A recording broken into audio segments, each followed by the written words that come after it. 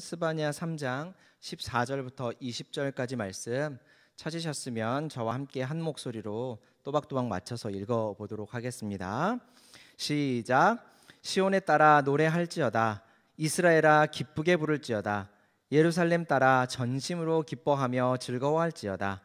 여호와가 내 형벌을 제거하였고 내 원수를 쫓아냈으며 이스라엘 왕 여호와가 내 가운데 계시니 내가 다시는 화를 당할까 두려워하지 아니할 것이라. 그날에 사람이 예루살렘에 이르기를 두려워하지 말라. 시온아 내 손을 늘어뜨리지 말라. 너의 하나님 여호와가 너의 가운데에 계시니 그는 구원을 베푸실 전능자이시라. 그가 너로 말미암아 기쁨을 이기지 못하시며 너를 잠잠히 사랑하시며 너로 말미암아 즐거이 부르시며 기뻐하시리라 하리라. 내가 절기로 말미암아 근심하는 자들을 모으리니 그들은 내게 속한 자라. 그들에게 지워진 짐이 치욕이 되었느니라. 그때에 내가 너를 괴롭게 하는 자를 다 벌하고 저는 자를 구원하며 쫓겨난 자를 모으며 온 세상에서 수욕받는 자에게 칭찬과 명성을 얻게 하리라. 내가 그때에 너희를 이끌고 그때에 너희를 모을지라. 내가 너희 목전에서 너희의 사로잡힘을 돌이킬 때에 너희에게 천하 만민 가운데서 명성과 칭찬을 얻게 하리라. 여호와의 말씀이니라. 아멘. 네, 오늘 제목을 기뻐하시는 하나님이라고 한번 정해봤습니다. 사실 이 스바냐 3장 14절부터 20절 말씀, 여기 있는 본문 17절 말씀을 제가 첫 해 여러분들과 만나서 2019년에 한번 살펴본 기억이 있어요. 근데 공과 순서에 따라서 한 번 더 살펴보는데 조금 더 넓은 의미로 한번 살펴보려고 하니까 여러분들 같이 조금 마음을 모아서 같이 한번 살펴볼 수 있었으면 좋겠어요. 자, 우리 동산교회는 대한예수교 장로회 합동이라고 하는 교단에 속해 있는데, 이 교단이라는 말이 좀 어렵죠. 교단이라는 말이 일종의 연합회 같은 거예요. 우리 교단, 이 연합회는 성경에 대한 같은 입장을 가지고 있는 교회들이 모여 있는 곳입니다. 다 설명할 수는 없지만 이 교단에서 학생들을 가르치기 위해서 우리 교단에서요 성경 공부 교재를 만들었는데, 그게 우리가 잘 알고 있는 공과책이에요. 그 공과책의 순서에 따라서 지금 작년, 재작년부터 계속해서 우리가 하나님 말씀을 살펴보고 있는데, 올해 특별히 우리가 요엘이죠. 죄송해요. 요엘, 요나, 미가, 나훔까지 살펴보았어요. 그리고 오늘 이제 스바냐서를 함께 살펴보고, 이 다음에는 학개, 스가랴, 말라기까지 구약 성경의 마지막까지를 쭉 살펴볼 계획에 있습니다.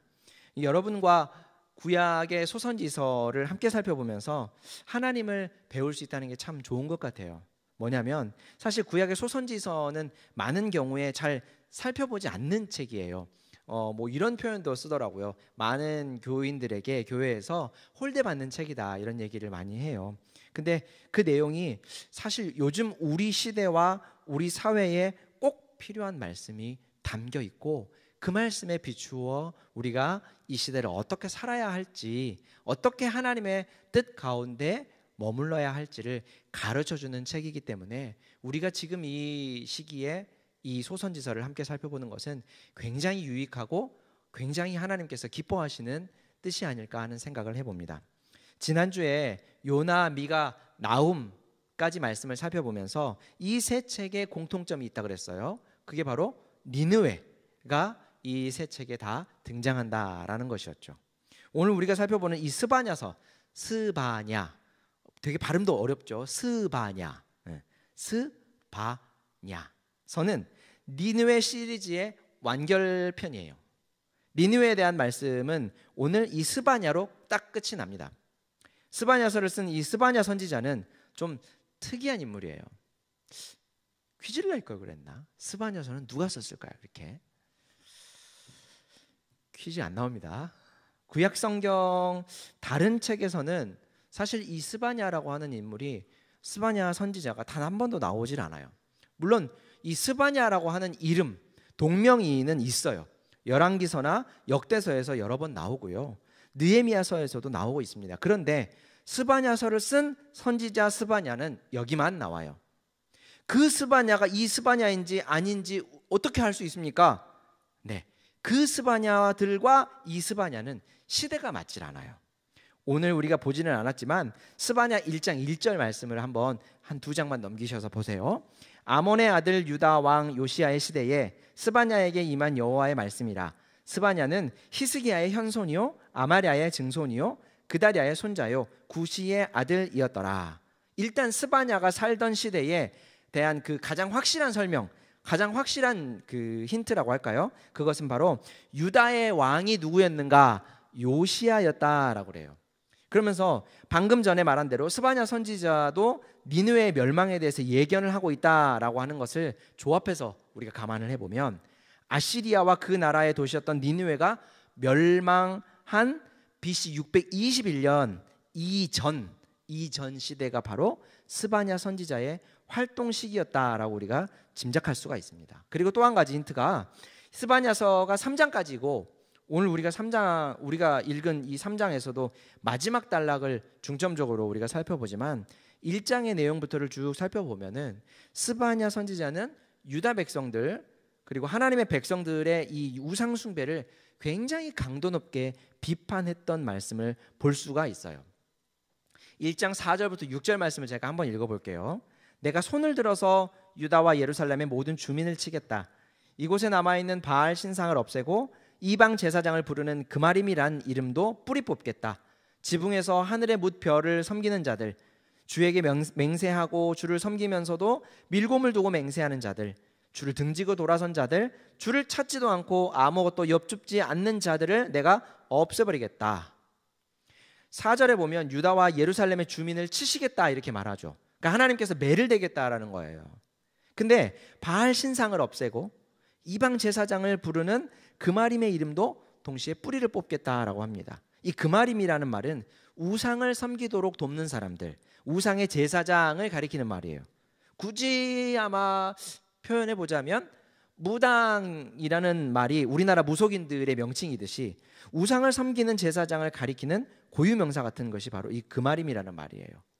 우상 숭배와 그를 돕는 제사장들, 그마림들이 아직 왕성한 활동을 하고 있었던 때가 바로 스바냐의 시대였다라는 거죠. 그러니까 스바냐 선지자가 말한 요시야 왕하고 생각을 한번 해보면 이 요시야 왕은 굉장히 개혁적인 성향을 가지고 있는 왕이었거든요.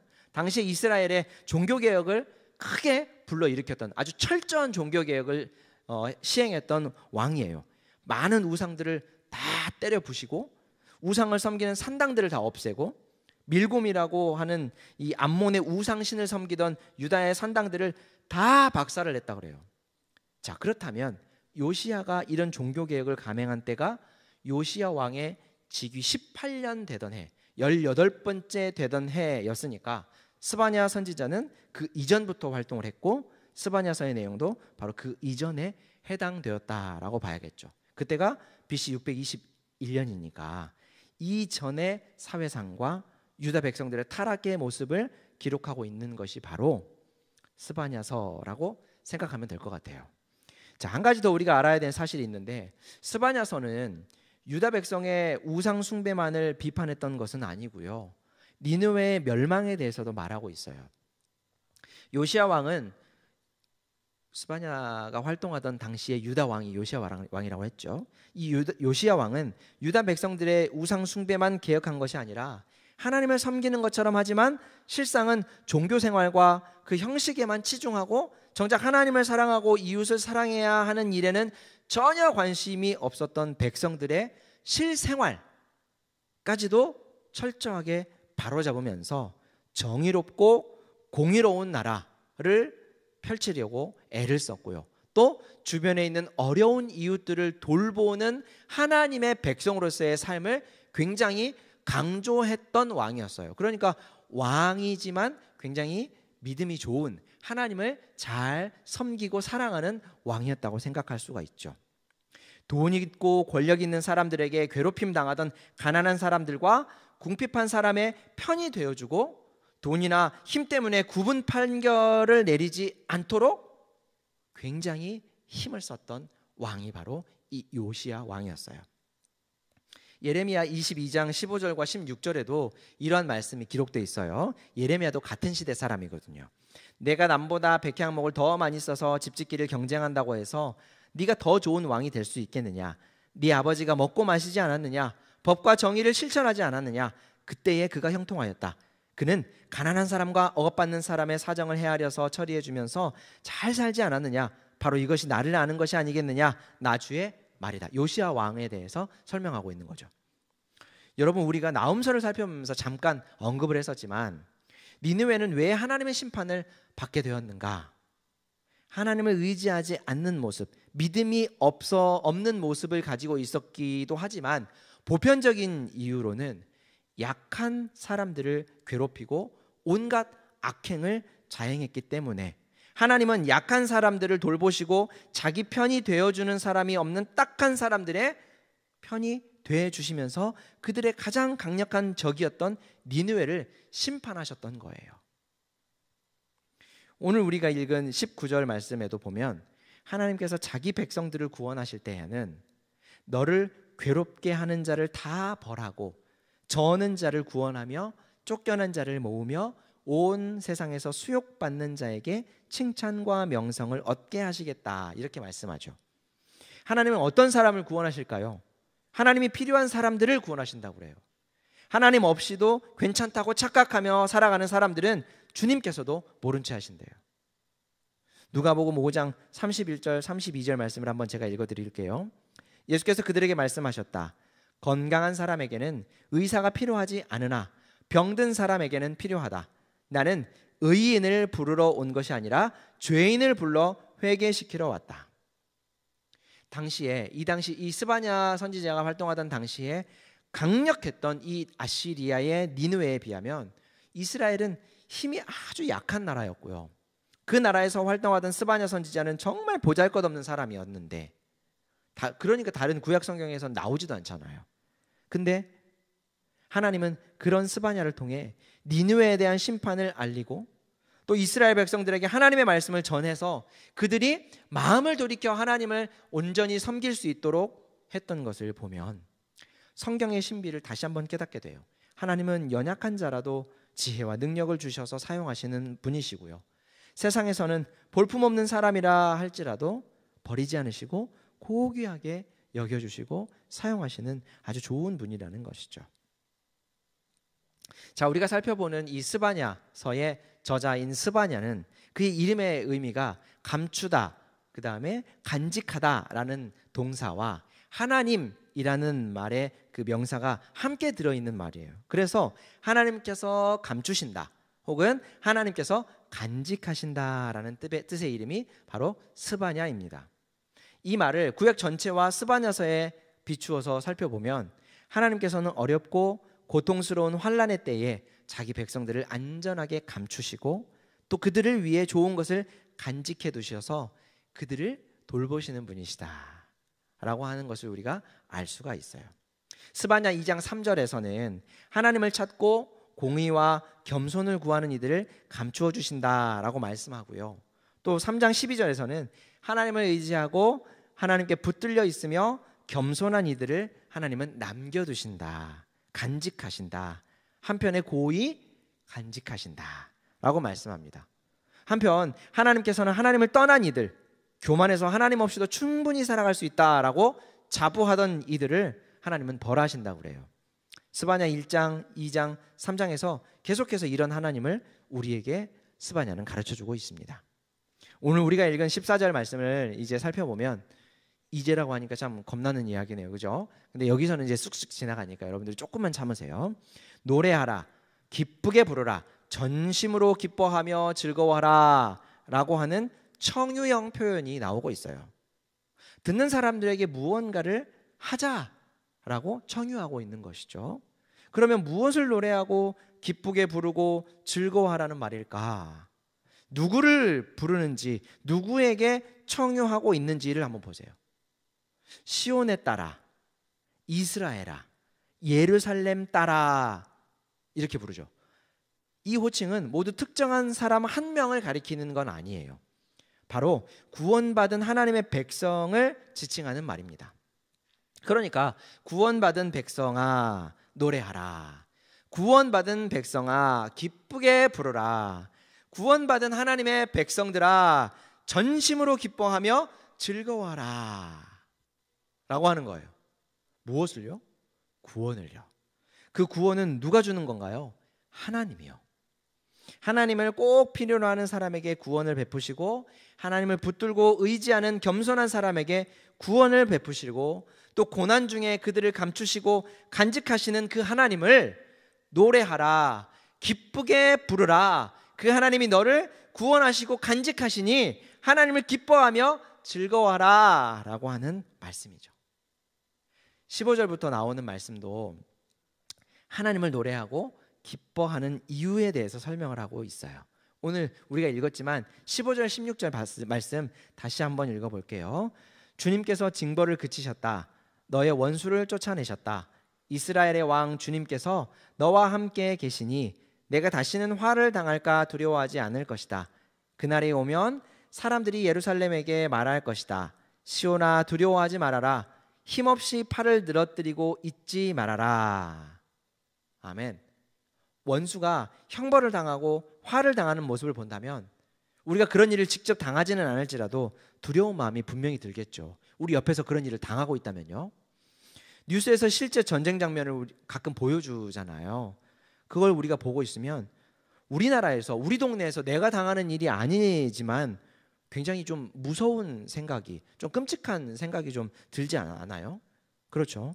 근데 어떻게 두려워하지 않을 수 있을까요? 하나님이 우리를 구원하시기 때문에 그 광경을 보면서도, 그 장면을 보면서도 우리는 두려워하지 않을 수 있다라는 것이죠. 하나님이 우리를 구원하실 것이기 때문에 그렇다라는 거예요. 오늘 17절 말씀 보세요. 주 너의 하나님이 너와 함께 계신다. 구원을 베푸실 전능하신 하나님이시다. 너를 보고서 기뻐하고 반기시고 너를 사랑으로 새롭게 해주시고 너를 보고서 노래하며 기뻐하실 것이다. 우리를 기뻐하실 전능하신 하나님, 우리를 보면서 기뻐서 어쩔 줄 몰라 하시는 하나님, 우리를 보면서 얼마나 기쁘신지 하나님이 도리어 우리를 보면서 막 노래를 하며 기뻐하신대요. 그 하나님이 우리와 함께 계시기 때문에 우리는 어려움 중에도, 우리는 전쟁 같은 일이 일어나고 환난이 일어날 때에도 두려워할 필요가 없다는 거예요. 여러분, 우리가 부모님의 마음을 다 이해할 수는 없겠지만 흔히 우리 부모님께서, 엄마는 혹은 아빠는 우리 아들이, 우리 딸이 먹는 것만 봐도 다 배가 부르다, 이런 말을 하는 걸 들어봤을 거예요. 여러분, 안 먹었는데 어떻게 배가 부르겠어요? 그렇죠? 엄마 아빠가 우리를 너무 사랑하기 때문에 우리가 맛있게 먹고 배부르면 마치 내가 먹고 배부른 것 같다라는 거예요. 그러니까 내가 많이 먹고 배부르게 먹고 맛있는 것을 먹고 나면 우리 마음이 좀 뿌듯해지고 마음이 좀 여유로워지고 풍요로워지잖아요. 근데 내가 비록 먹지 않을지라도 사랑하는 내 아이가 먹고 나면 같은 마음이 든다는 거예요. 하나님이 우리를 보실 때도 그와 같다는 거예요. 스바냐 선지자는 14절에서 구원받은 우리에게 하나님을 노래하고 기뻐하고 즐거워하라 라고 말했지만 사실 하나님도 우리를 기뻐하시고 우리 때문에 즐거워하신다라는 말이죠. 우리가 하나님의 기쁨이다 라는 말이에요. 여러분, 우리는 하나님의 기쁨이에요. 한번 따라해 봅시다. 우리는 하나님의 기쁨입니다. 한 번 더. 나는 하나님의 기쁨입니다. 18절에서 20절 말씀은 하나님이 우리를 어떻게 구원하실지, 구체적으로 어떤 구원의 일을 행하실지에 대해서 알려주고 있어요. 한번 읽어볼게요. 내가 절기로 말미암아 근심하는 자들을 모으리니 그들은 내게 속한 자라. 그들에게 지워진 짐이 치욕이 되었느니라. 그때 내가 너를 괴롭게 하는 자를 다 벌하고 저는 자를 구원하며 쫓겨난 자를 모으고 온 세상에서 수욕받는 자에게 칭찬과 명성을 얻게 하리라. 내가 그때 너희를 이끌고 그때 너희를 모을지라. 내가 너희 목전에서 너희의 사로잡힘을 돌이킬 때에 너희에게 천하 만민 가운데서 명성과 칭찬을 얻게 하리라. 여호와의 말이니라. 아멘. 18절에서 모은다라고 하는 말은 누군가가 흩어져 있다라는 말을 전제로 하는 거겠죠. 흩어지지 않았는데 모을 수는 없겠잖아요. 그렇죠? 이스라엘 백성들이 포로로 잡혀가고 이스라엘이 멸망한 현실에 대해서 언급하는 거예요. 나라가 어려워지면 당연히 하나님을 섬기는 신앙생활도 어려움을 겪게 됩니다. 다른 나라의 지배를 받아야 하고 일상생활이 다 망가져 버리니까 신앙의 삶을 살기가 힘들죠. 그래서 하나님을 예배하고 하나님을 섬기는 절기를 지키지 못해서 근심하고 있는, 고통하고 있는 그 백성들의 고충을 우리 하나님께서 다 아시고, 그들이 어려워하는 그때 하나님께서 자기 백성을 괴롭히는 이들을 벌하실 것이다 라고 하는 말씀을 하는 거예요.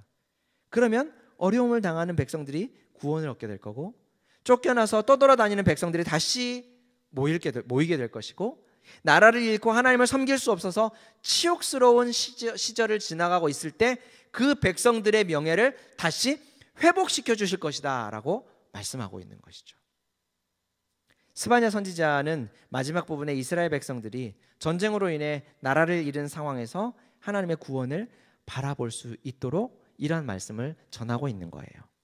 하나님께서 그들을 다시 불러 모으셔서 절기를 지키지 못해 고민하던 이들의 고민을 해결해 주시고 마음껏 하나님을 섬길 수 있도록 해 주실 거다라는 거죠. 그러니 하나님을 노래하라. 그러니 하나님을 기뻐 불러라. 그때 하나님을 전심으로 기뻐하며 즐거워하라. 이렇게 말씀하고 있는 거죠. 자, 사랑하는 여러분, 우리가 지금 전쟁을 겪거나 또 나라를 잃어서 힘든 상황을 보내고 있는 것은 아니지만, 예배당에 함께 모이지 못하는 어려움, 우리 중고등부 모두가 함께 모여서 이전처럼 찬양하고 기도하고 말씀 듣고 교제할 수 없는 것은 어쩌면 비슷한 것 같아요. 그래서 오늘 스바냐 선지자가 하는 말이 참으로 마음속에 깊이 와닿습니다. 하나님께서 스바냐 선지자를 통해 이스라엘에게 하신 말씀, 이스라엘에게 베푸신 구원을 우리에게도 동일하게 베풀어 주시기를 원하는 마음이 간절해요. 절기로 고민하는 자를 모으시고, 코로나로 인해 예배당에 함께 모여 예배하지 못하고 교제하지 못하고 고민하고 있는 우리를 모으시고, 치욕을 겪은 우리를 회복하셔서 다시 칭찬과 명예를 얻게 하시고, 하나님을 노래하고 하나님을 기뻐 부를 수 있게 하시고 하나님을 전심으로 즐거워할 수 있게 해 주시기를, 우리에게 그러한 날을 다시 회복시켜 주시기를 간절히 바라는 마음이 우리 모두의 같은 마음일 거라 생각해요. 우리 힘들어도 이렇게 회복하실 하나님을 기대하며 우리 조금 더 참고 믿음으로 견뎌내십시다.